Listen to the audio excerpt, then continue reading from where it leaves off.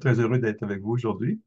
Alors, sans plus tarder, je vais vous donner quelques indications sur mon objectif aujourd'hui, c'est de présenter le centre ESCAR très brièvement, parce qu'il y aurait beaucoup à dire sur le centre ESCAR. Donc, je vais vous inviter aussi à consulter notre page web et puis à collaborer avec nos chercheurs. Donc, je vais parler en particulier de la génération de l'air polaire comme source de variabilité climatique et puis de l'observation du cycle hydrologique de l'atmosphère à partir de l'espace, aussi à partir de la surface, mais jumeler la surface et l'espace, c'est notre objectif. Donc, une petite image de ESCAR, ce sont des gens qui travaillent sur plusieurs volets, tant l'observation sur le terrain que la modélisation. Donc, si je résume en une acétate, je dirais qu'au centre du groupe, il y a le modèle régional du climat que mon collègue René Laprise a développé au travers quelques décennies. Donc, il a piloté ce programme-là et on peut maintenant calculer à très haute résolution, allant même jusqu'à l'échelle urbaine, les effets de perturbations climatiques et puis de faire des transpositions de la grande échelle vers la petite échelle. Mais ça inclut aussi le groupe risque avec Philippe Gachon, qui pilote tous les questions sur les inondations au Québec en particulier. Et puis, il y a le groupe de Julie Thériault qui travaille sur les précipitations hivernales, puis le temps extrême, euh, les tempêtes. On héberge aussi le centre météo UQAM, qui est une source d'information. Donc, je vous invite à regarder météocentre.com et trouver plein d'informations sur la météorologie, sur la climatologie. Et il y a tout un groupe de chercheurs qui travaillent sur les impacts et les adaptations et l'environnement, tant en forêt qu'en actuariat sur les assurances, Mathieu Boudreau, entre autres, et plusieurs autres collègues, Chang Wipeng. Mais moi, aujourd'hui, je vais m'attarder sur la mission spatiale qu'on est en train de développer au Canada, qui est vraiment un aspect majeur pour la société canadienne et pour les sciences de l'atmosphère. Et je pense qu'il y aurait des liens à faire avec Centre O. Donc, je vais essayer de vous en convaincre. Donc, juste pour mettre une petite mise en contexte, ce qu'on sait, c'est que la planète se réchauffe, surtout dans les bas niveaux. C'est pas une image très récente, mais je l'ai utilisée pour mettre l'emphase sur le réchauffement près de la surface, mais aussi montrer que ce qu'on ne réalise pas toujours, que la basse stratosphère ou le haut de la troposphère, entre 10 et 13 km, elle se refroidit. Hein, c'est quand on met de l'isolant dans son grenier, on réchauffe la maison, mais on refroidit le toit. Alors, le toit ici se refroidit. Ça induit de la convection. Ça favorise les tempêtes de type convectif, surtout durant l'été. Ensuite, l'autre chose qu'il faut garder en mémoire, c'est que quand l'atmosphère se réchauffe, elle absorbe elle peut absorber plus de vapeur d'eau. La loi de Clausius-Clapeyron qui donne une fonction très, très sensible de la température. Et ce qu'on voit, c'est que depuis bon, une quarantaine d'années et plus, on voit que la tendance des contenus en eau dans l'atmosphère, ce qu'on appelle l'eau précipitable, a augmenté. 1 millimètre, ça ne paraît pas beaucoup, mais à l'échelle globale, c'est énormément d'eau. On voit aussi que certaines études montrent que le nombre d'inondations a augmenté de façon importante. Donc, c'est vraiment pas proportionnel. L'image de droite montre la corrélation entre entre -1 et 1 de la quantité d'eau précipitable et puis des précipitations totales. Ce qu'on note, c'est qu'il y a beaucoup de précipitations, une forte corrélation des précipitations et l'augmentation dans les régions tropicales, dans la zone de convergence, sur les continents, dans les régions nordiques aussi. Donc, c'est une image assez générale. L'autre élément de tout poil de fond, je dirais, c'est de comprendre qu'est-ce qui implique la variabilité climatique. Même si on réchauffe le climat de 1,5 degré, on s'attendait dans les années 96 que ce serait 1,6 en 2050, mais on est déjà, ici à droite, on voit autour de 1,5 degrés Celsius. Le fait de déplacer une courbe gaussienne comme ça, un élément qui se produit très rarement, environ 1% du temps, de déplacer la courbe très légèrement de 1,5 degré, ça fait que ça monte de 1,3 à 33%, par exemple. Ça donne une indication que la fréquence des événements extrêmes augmente rapidement avec un déplacement de température relativement modeste. Donc, c'est un peu la toile de fond. Il y aurait beaucoup à dire là-dessus. Ce n'est pas le but de ma présentation, mais essentiellement, ce que j'aimerais faire, c'est de regarder une source de variabilité importante, surtout pour l'hydrologie atmosphérique et de surface. Les régions froides du pôle sont une source d'énergie importante pour l'atmosphère. On travaille à Eureka, à Iqaluit, on a mis des instruments pour observer la formation du vortex polaire, la formation d'air très froid. Alors, cet air très froid-là a tendance à envahir nos régions.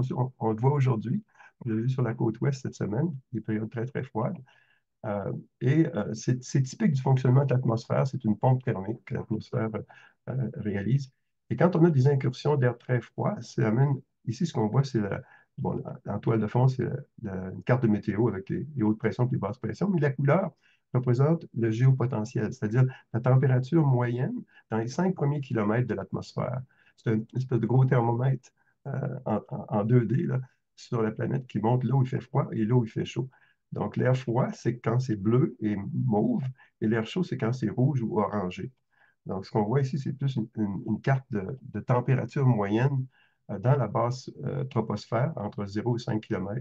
Et ça gère beaucoup de nos précipitations et de notre météorologie, de la variabilité, entre autres. Je vais vous donner quelques exemples qui vont vous rappeler peut-être bon, les inondations à Gatineau, où est-ce qu'on avait des incursions d'air froid du nord qui a fait en sorte qu'une tempête s'est développée et a causé des inondations.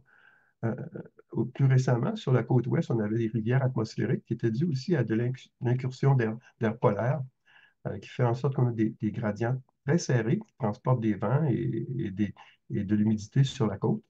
Euh, L'air chaud entre en contact avec l'air froid et ça donne de la dynamique très, très active.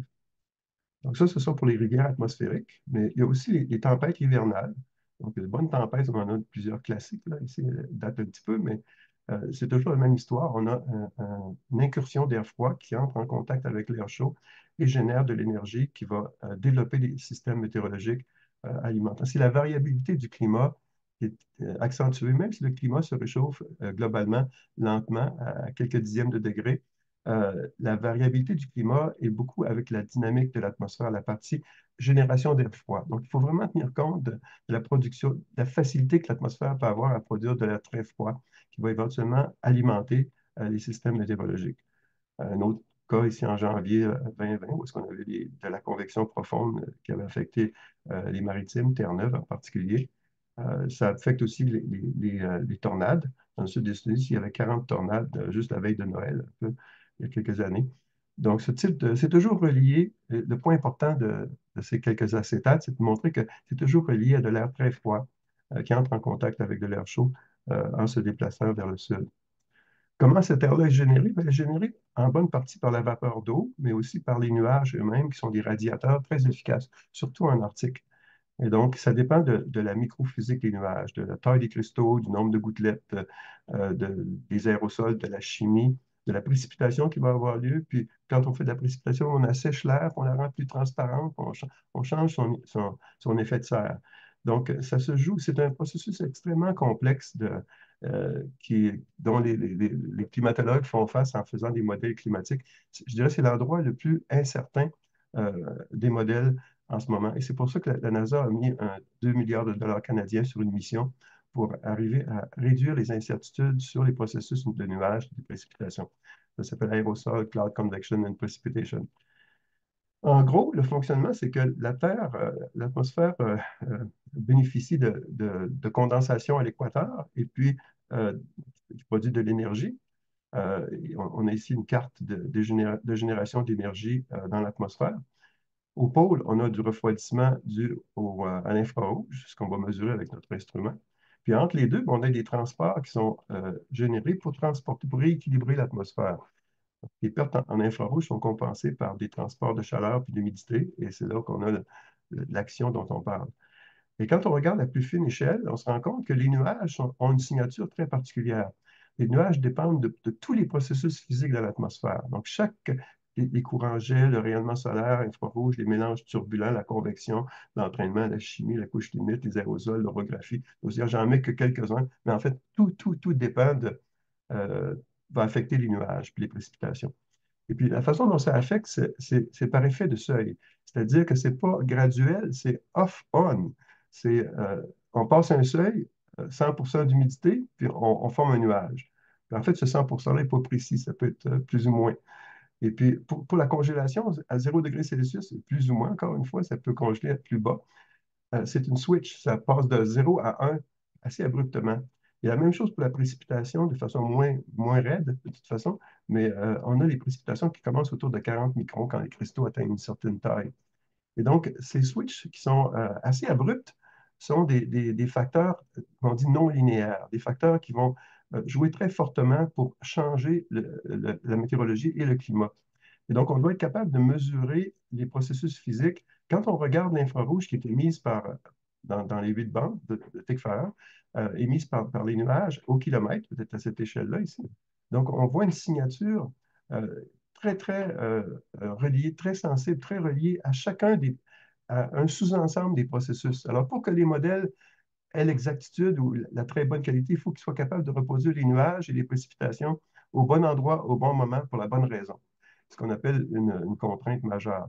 Et donc, cette contrainte forte, on peut l'obtenir en ayant une empreinte digitale, une signature spectrale qui va imbriquer quels ont été les processus qui ont agi à chaque kilomètre de notre observation. Et on va devoir s'assurer que le modèle est capable de faire la même chose au même endroit, au même moment.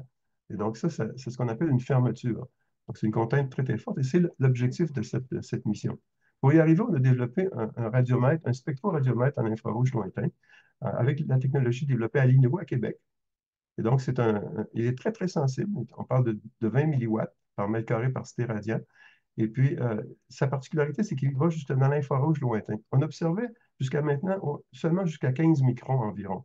Maintenant, on va jusqu'à 100 microns, même on pourrait aller au-delà. Donc, le 17 à 100 microns, c'est environ 60 à 70 de ce que la Terre perd et on l'observe, on ne l'a jamais observé de l'espace. Donc, pour la première fois, on va être capable d'observer. Il y a d'autres missions qui sont en cours, ils ne font pas exactement la même chose, mais ils ont pour objectif d'observer justement dans l'infrarouge lointain. Et c'est important. Et donc, l'Agence spatiale canadienne et l'UQAM, on a développé un instrument, un prototype qu'on a fait voler sur des avions en Arctique durant des campagnes de mesure. Ici, on voit le Polar 6 qui a servi d'un avion des années anciennes, mais qui vole très lentement et très, très puissant pour transporter des instruments dans les régions polaires. Et on a fait une expérience qu'on appelle de fermeture, c'est-à-dire qu'on était capable de mesurer les conditions atmosphériques et les résultats, et l'observation de la radiation infrarouge dans tous les canaux et de comparer avec un modèle de calcul. Donc, quand on est capable de faire matcher le calcul, les contraintes d'entrée et les observations, le produit final, que tout ça concorde, c'est qu'on a fait une fermeture. Et on voit ici un exemple où est-ce que dans chacun des canaux, on a la température de brillance à chaque altitude pour les différents canaux, tels qu'observés durant la campagne. On l'a fait pour plusieurs scènes, mais c'est pour illustrer le fait qu'on est capable d'observer, de calculer et de faire la fermeture, de s'assurer que nos mesures sont bonnes pour la bonne raison. Essentiellement, c'est ça l'idée. Donc, on est allé aussi à Eureka. On a travaillé en collaboration avec l'Université de Toronto, d'Alasie. Ça, c'est notre campagne de mesure à bord de l'avion Netcare. On a fait récemment une campagne avec le ER2 de la NASA, pas pour TICFAR, mais pour Ali et Shaw, deux autres instruments sur lesquels on travaille pour ajouter à la mission iOS. Donc, ça vole à 21 km d'altitude, ça simule des satellites et ça nous permet de faire des vérifications de très hautes altitudes. Alors, l'objectif de la mission, c'est d'avoir 4 satellites sur 2 orbites. Donc, il y a un satellite canadien qui s'appelle euh, EOS P2, qui contient Ali et Shaw, et il y a l'observatoire principal qui contient TICFAR, notre instrument de l'UQAM, avec plusieurs autres instruments, des radars Doppler, des radiomètres, des polarimètres, des lidars. L'orbite inclinée permet de mesurer la convection, donc les précipitations. Elle va jusqu'à 55 degrés de latitude. Donc, elle va couvrir une bonne partie du Québec. L'orbite polaire couvre tout à fait tout le globe, mais sur une orbite polaire. Et donc, les deux orbites permettent vraiment d'échantillonner l'atmosphère. Mission majeure, Canada, US, France, Japon. 3 instruments canadiens, TICFAR, Ali et Shaw. Le processus qu'on va regarder, c'est les nuages, les aérosols, les précipitations. On a maintenant un consortium de 14 universités qui font partie du groupe Hawk Avenir. Ça inclut l'UQAM, l'USask, l'Université de Toronto, McGill, Sherbrooke et plusieurs autres universités. Donc, tout le monde est invité à y participer. C'est ouvert. Il y a un partenariat avec l'industrie, INO, ABB, l'AirTech.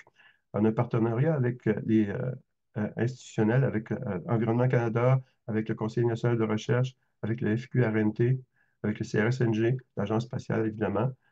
Puis, le budget canadien est d'environ 200 millions de dollars. Il y a eu une très forte contribution aussi du Québec. Le ministère de l'Économie, de l'Innovation et de l'Énergie nous a fortement appuyés dans ce projet-là. Pour illustrer un petit peu les, euh, les attentes de la mesure, on peut, par exemple, se figurer qu'est-ce que les volcans émettent comme poussière et qu'est-ce que ça va affecter sur les nuages, sur les précipitations. Donc, ce qu'on essaie de comprendre, c'est comment la nucléation de la glace se forme. Ici, on voit, durant la campagne, une des campagnes de mesure ISDAC en 2008, on voit des panaches volcaniques. On voit de l'équateur essentiellement jusqu'au pôle. L'orbite est ici, hein. Et donc, ça, c'est pour donner une idée de la grandeur, c'est de l'ordre de 1000 km. On voit des panaches d'aérosols avec le lidar, puis on voit à partir de ces panaches-là la formation de cristaux qui sédimentent, qui précipitent. Alors ça, ce sont des précipitations de ciel clair. De la surface, on a l'impression qu'il n'y a pas de nuages, pas de précipitations, mais sur 1000 km, il y a des précipitations qu'on rapporte comme des traces. Mais c'est important parce que ça enlève le très peu de vapeur d'eau qu'il y a dans l'atmosphère polaire et ça accélère le refroidissement de l'air. Pour expliquer un petit peu comment ça fonctionne, c'est que les polluants, les aérosols, sont souvent acidifiés par de l'acide sulfurique ou par d'autres agents qui vont inhiber la formation de la glace. Les substances sont transportées à très grande distance, vont converger vers le pôle et puis vont être soulevées par le vortex polaire pour former des nuages très froids, des nuages de glace. Ces nuages de glace-là, si elles ont été affectées par exemple, un agent comme une acide, ben, ça retarde la formation de la glace et ça forme de très gros cristaux plutôt que des petits. Alors, vous comprenez que si on produit des gros cristaux, ils vont précipiter. Et puis, ils vont émettre aussi plus de radiation. Donc, ce que ça fait, c'est que les gros cristaux favorisent le refroidissement de l'air et aussi la précipitation de l'eau. Et donc, change la transparence, change l'effet de serre, augmente le refroidissement. Donc, on a des effets directs et indirects des aérosols sur les nuages, sur les précipitations qui vont conduire à la formation d'air froid accéléré. Donc, j'ai quelques détails pour l'expliquer. Mais ici, peut-être pour montrer la sensibilité de l'infrarouge lointain au changement de vapeur d'eau. Si on change la vapeur d'eau un tout petit peu, on change beaucoup la transparence de l'atmosphère. Donc, c'est extrêmement sensible. Quand il ne reste plus d'eau, l'atmosphère devient très transparente. Et donc, on joue sur une corde raide en Arctique durant l'hiver. Alors, il y a eu cette mission qui a été annoncée euh, depuis l'automne. Le ministre Champagne a annoncé un budget de 200 millions et plus pour le Canada, justement pour supporter cette mission et puis pour travailler collectivement au Canada à résorber ces problèmes et se donner les moyens de mieux traiter les précipitations. Donc, l'objectif scientifique de la mission EOS, c'est de regarder les nuages bas, de regarder les effets des nuages hauts aussi, des orages convectifs, des nuages froids et des précipitations, de la vapeur d'eau, de l'effet des nuages sur le refroidissement de l'infrarouge et des aérosols, donc la qualité de l'air, les effets directs et indirects des aérosols. C'est une mission de troisième génération, parce qu'on a eu CloudSat Calypso, puis ensuite on a bientôt, ce sera EarCare qui sera lancé au mois de mai. Et puis cette génération, la troisième génération, c'est pour 2029. C'est pas pour demain, là. C'est pour 2029 et 2030, 2031. Mais on prépare maintenant les produits qu'on utilisera à ce moment-là. Donc, il faut collaborer maintenant pour produire des produits qui vont être utiles à la société puis aux chercheurs. Donc, pour juste résumer avec Avenir et Hawk, la partie canadienne, on a trois instruments, deux qui regardent au limbe. Ali et Chaud regardent les aérosols et la vapeur d'eau, ce qui va nous permettre de vérifier notre hypothèse de déshydratation à effet de serre. Et puis, TICFAR regarde au nadir. Et puis, pour la première fois, on va être capable de sonder la nucléation de la glace, la formation des cristaux presque au ralenti, ce qui est extrêmement difficile à modéliser dans les systèmes climatiques. Et puis, on va étudier l'effet de déshydratation à effet de serre, mais aussi fournir une empreinte d'une signature spectrale qui va être une contrainte majeure pour les modèles et pour notre compréhension. Si on est capable de bien faire les nuages puis bien faire les précipitations, c'est parce qu'on va avoir compris comment fonctionne l'atmosphère.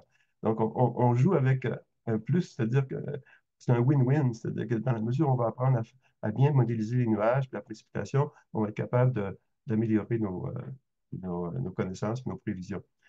Donc, en résumé, les aléas météorologiques incluant les inondations, les rivières météorologiques, les rivières atmosphériques et les tempêtes et tornades dépendent fortement de la génération d'énergie via l'air froid polaire.